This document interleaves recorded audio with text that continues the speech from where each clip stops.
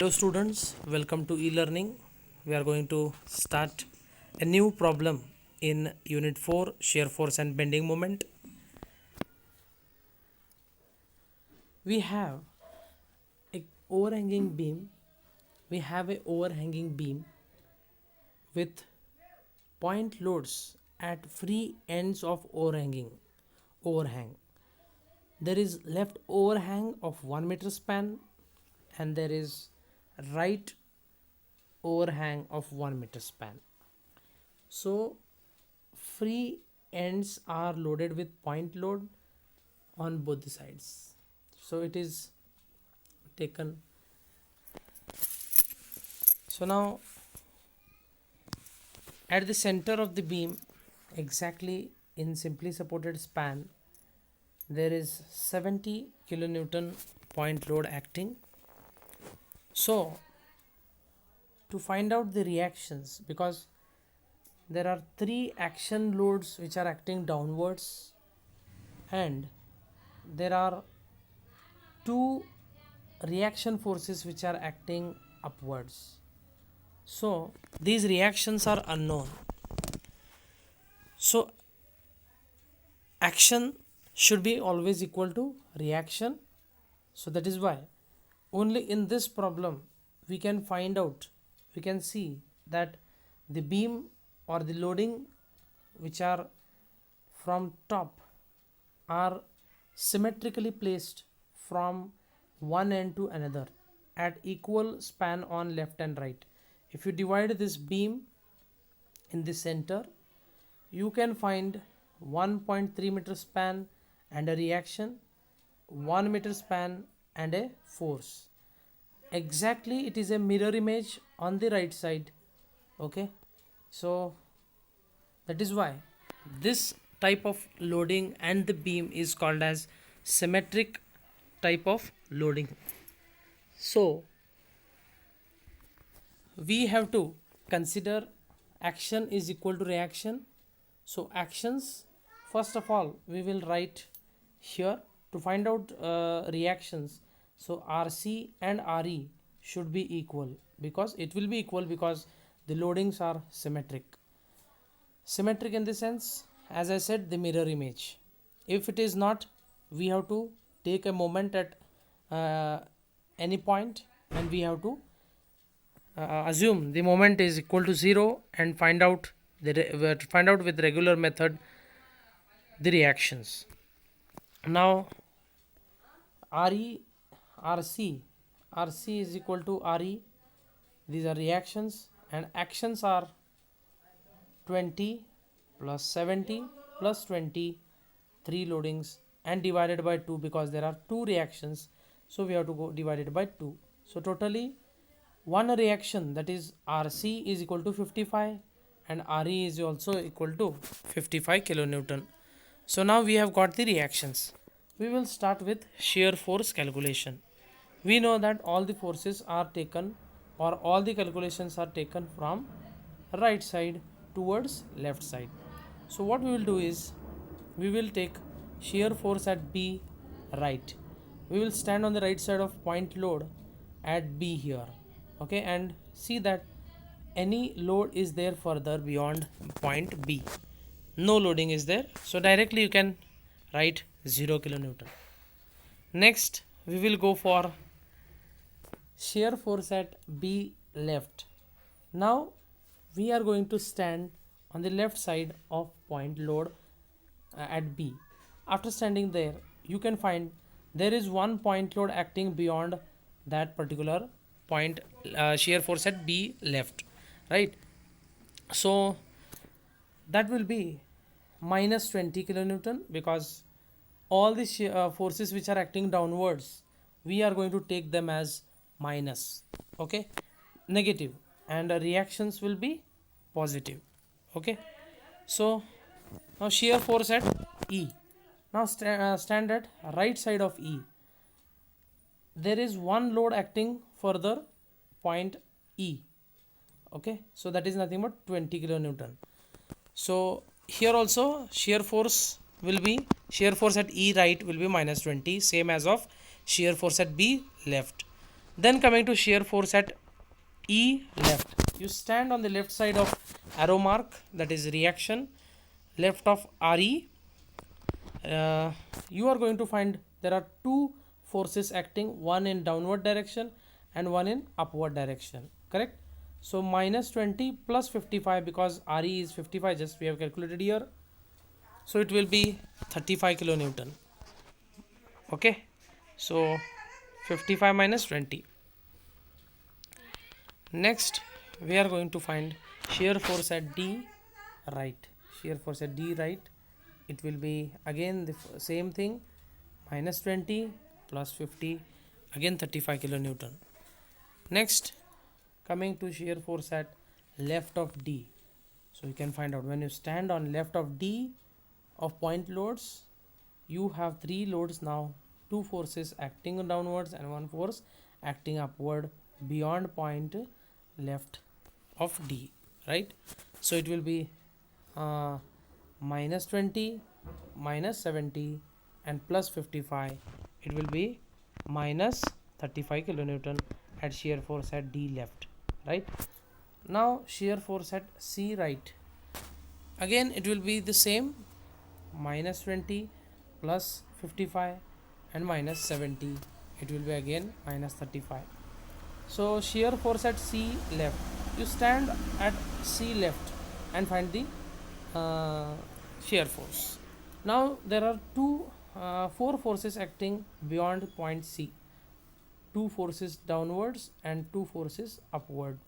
So minus 20 plus 55 minus 70 and plus 55 again, so it will be 20 kilonewton.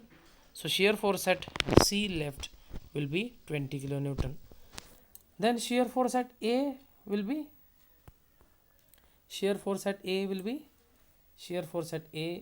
same thing, that is point load, that is 20 kilonewton. So it is not just typed, you can go for the calculation. Now bending moment. For bending moment at E, we are going to take moment at E point, so it will be minus 20 into perpendicular distance, because moment we know, force into perpendicular distance, at point where you are taking the moment. So we are taking at E, so we have to take minus 20 into 1, it will be minus 20 kilonewton meter. As this is clockwise moment, we are going to take it as minus. Okay, clockwise moments are minus and anti-clockwise moments we are going to consider them as positive. So bending moment at D we are going to calculate now. Bending moment at D, it is going to be minus 20 into 1.3 plus 1, that is 2.3. Then this reaction is going to rotate in anti-clockwise direction, so it will be plus 55 into 1.3 distance, that is force into perpendicular distance till point D, right? So this is going to be 25.5 kilonewton meter. Now moment at C we are going to find out, that is minus 20 into this distance, perpendicular distance, that is 1.3 and 1 meter. Then taking this reaction, this is going to be in anti-clockwise direction, 55 plus 2.6 meters till point C. So plus, again we are going to take 70 minus 70 into 1.3, because this is perpendicular distance, force into perpendicular distance is going to be the moment. So here we have entered all the values, and the moment at C will be minus 20 kilonewton meter. And moment at B and moment at A we have not calculated, because we know that free end of any cantilever will be 0, moment will be 0.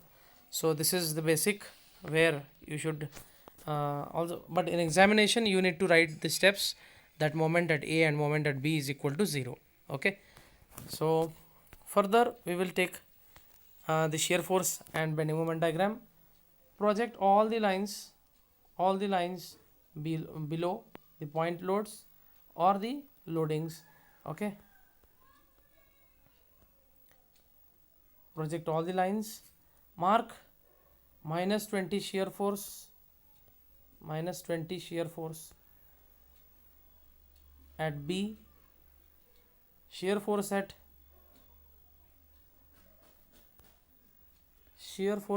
E right is 20, shear force at E left is plus 35, shear force at right of D is 35, shear force at left of D is again minus 35, shear force at right of C is minus 35, shear force at left of C is plus 20, shear force at A is 20 again, and shear force at left of A is 0. So it is marked exactly on the reference line. So after marking the points, just go as per the marked coordinates. So this is going to give you positive shear force. Here it is minus negative shear force, and again it is positive shear force. So as per these values, you can just go for design of shear reinforcement as per the maximum shear force consideration. So next we are going to mark all the bending moments. So moment at B and A are 0, moment at E is minus 20, moment at C is also minus 20, moment at D is plus 25.5. so joining all these points, we are going to have a bending moment diagram. So here between span C to E, we are going to have positive bending moment, and between the span of D to B, it will be negative, as well as on the left side. So this is what the bending moment diagram looks like. Also, wherever the bending moment diagram changes its sign from positive, you can see here bending moment diagram is changing its sign from positive to negative. It means between the span there is one intersection at point F, and that point is called as point of contraflexure. Okay, so that point of contraflexure we are going to find out using taking the moment at that particular unknown point, because we don't know what is this distance. So that is why we have marked here as A point, A distance from support E. So moment at X, because section XX we are taken, so that is what we are going to write it as moment at X. Moment at X, only the right side of loads we are going to consider in the calculation. So moment at X is equal to minus 20 into perpendicular distance, that is 1 meter, plus A. So A plus 1 is written here, minus 20 into 1, A plus 1, that is force into perpendicular distance. Then you have reaction, that is in upward direction, plus 55 into perpendicular distance till X, that is 55 into A. So multiply this 20 in the bracket, so minus 20A minus 20 plus 55A, so it will be 55A minus 20A, it will be 35A minus 20, so it is going to be a equation. So let this equation be as first equation. So further, point of contraflexure, moment at X is equal to 0. Considering moment at X is equal to 0, just equate that moment at X is equal to 0 with the equation 1. You are going to get what? 0 is equal to 35A minus 20. So minus 20 you shift on the left hand side, it will be positive. So 20 divided by 35, A is equal to 0.57 meters. It means from this intersection point at F is 0.57 meters from E, from E. So as it is symmetric loading, similarly the point of contraflexure on the left side from C, this point is also at the same distance of 0.57 meters. Okay, so if the asymmetric loading is found, then again the distance calculation need to be done. Point of contraflexure distances vary when there is asymmetric loading. So this is how you have to find out the point of contraflexure as well as shear force diagram and bending moment diagram. So for any doubts, for any queries, you can comment you can write the questions or queries in the comment section. So please like, share and subscribe the channel, the video, and thank you for patient listening. Thank you.